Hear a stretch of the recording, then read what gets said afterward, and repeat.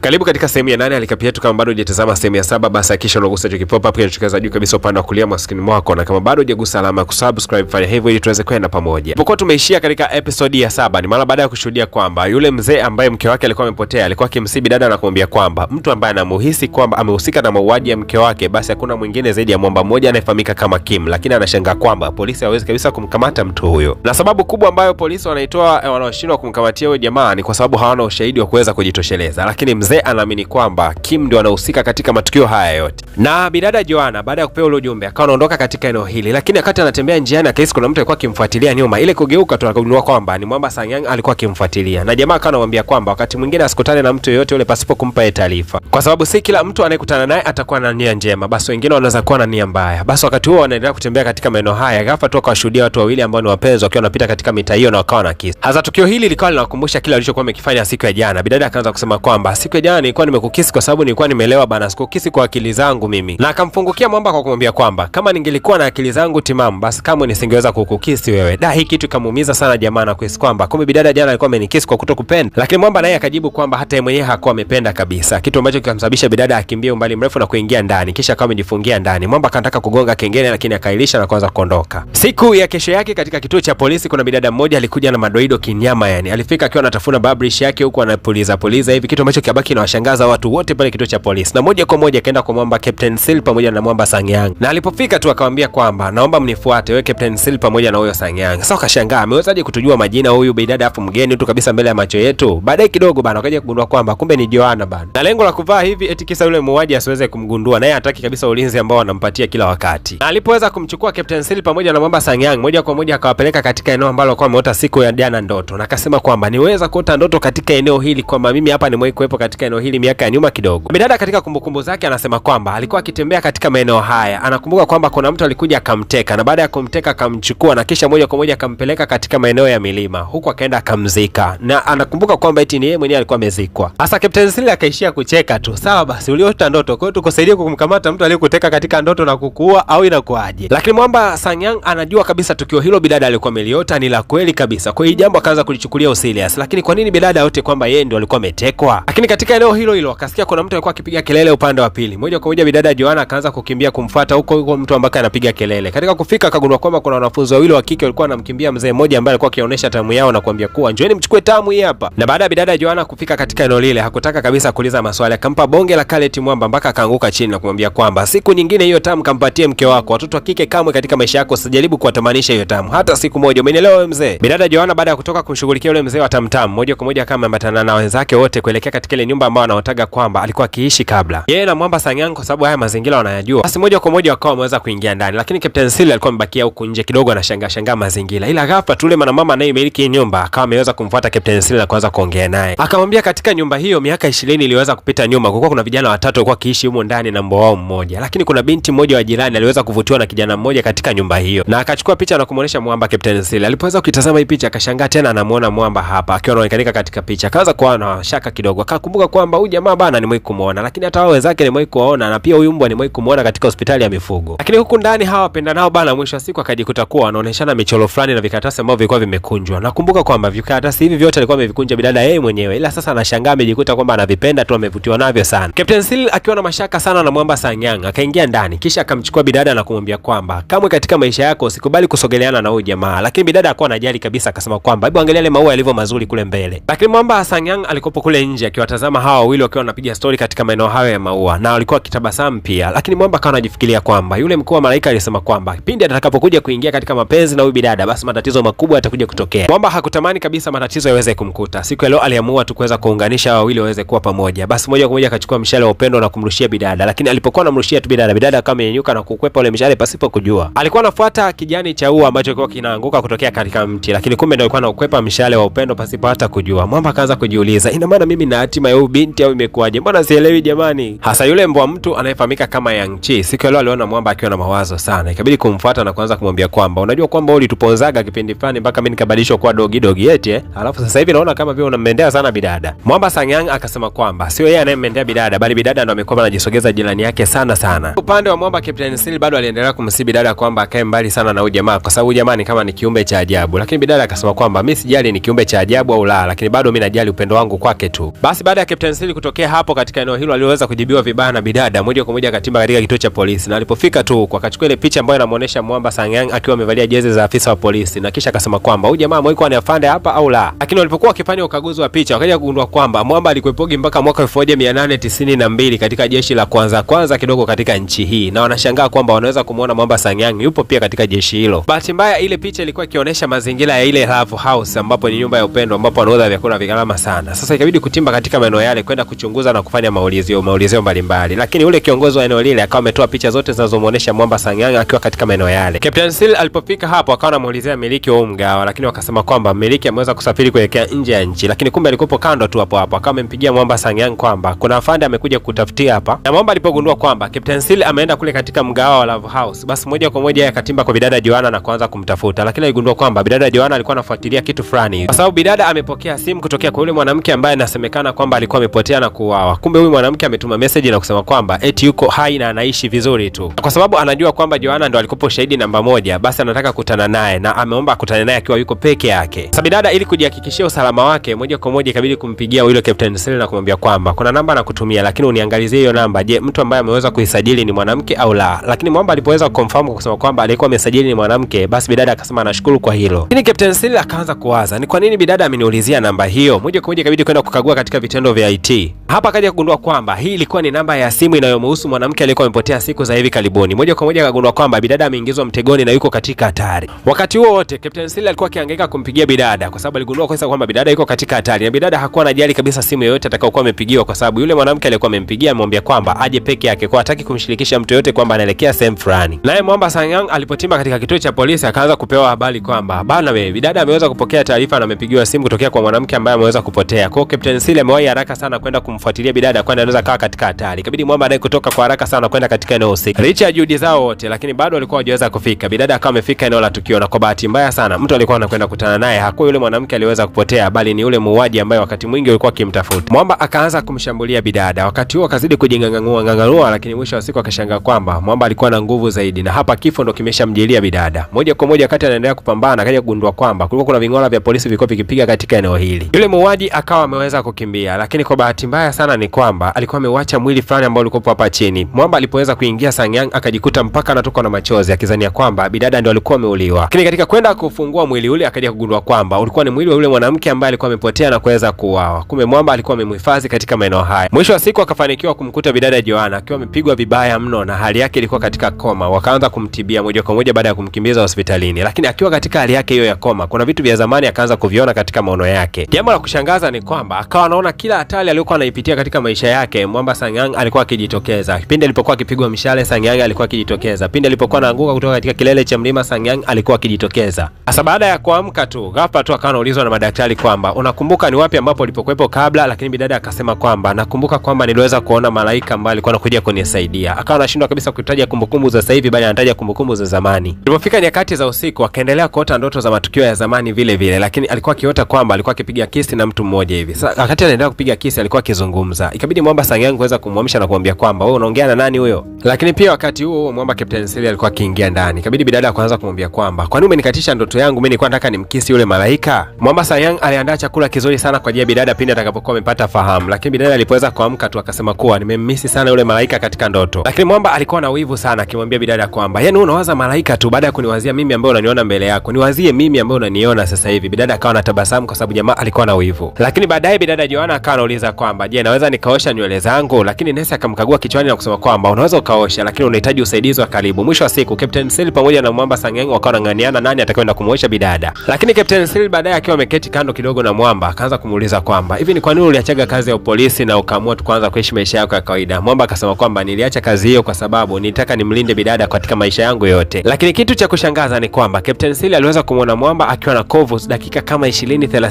zilizoweza kupita nyuma, ila sasa hivi anagundua kwamba jamaa hana kovu kabisa katika mkono wake. Akaanza kujiuliza huyu jamaa ni maajabu kiasi kiasi gani? Hasa ili Mwamba aweze kujua huyu Sangyang ana asili ipi, huyu jamaa ni kwa nini anabadilika na anamshangaa mambo yake, ikabidi moja kwa moja kutimba katika nyumba ambayo Mwamba anaishi, lakini aliweza kuona kwa mbali sana wale marafiki zake watatu. Na katika kuangalia katika picha ile ya zamani anagundua kwamba hao marafiki watatu ndio wale. Ila kuna huyu mmoja ambaye alikuwa ameongezeka ambaye hakuweza kumtambua, lakini kumbe ndio yule mbwa mtu ambaye ameweza kubadilika na kuwa binadamu. Ila huku upande wa pili tunaonyeshwa bidada Joanna katika eneo lile la hospitalini anaendelea kuota ndoto, lakini ndoto alikuwa akiota siku ya leo. Alikuwa anaota ile siku ambapo alikuwa akiokota ua, lakini siku ile alikuwa amejitokeza malaika yule wa upendo na akawa ameshika mshale wake. Na siku ya leo aliweza kuiona sura kamili ya Mwamba Sangyang ile. Bidada Joanna akauliza swali moja, hivi wewe ni malaika? Mwamba Sangyang kusikia kwamba bidada ameuliza kwamba yeye ni malaika au la, kitu hichi kilibaki kinamshangaza sana, akajikuta amedua tu. Tukutane katika episode ya 9, tamthilia yetu itakwenda kutupa majibu nini ambacho kitakwenda kujili. Lakini kwa wote ambao ni wapenzi wa movie za Kikolea zote ambazo nimewahi kuzifanyia recap hapa ndani, kama utataka zile ambazo zimeweza kutafsiriwa kwa lugha ya Kiswahili kwa DJ wote wakali sana kutokea hapa nchini Tanzania, basi ni vyema ukanicheki inbox na utajiunga kwa mtonyo wa shilingi 1500 tu,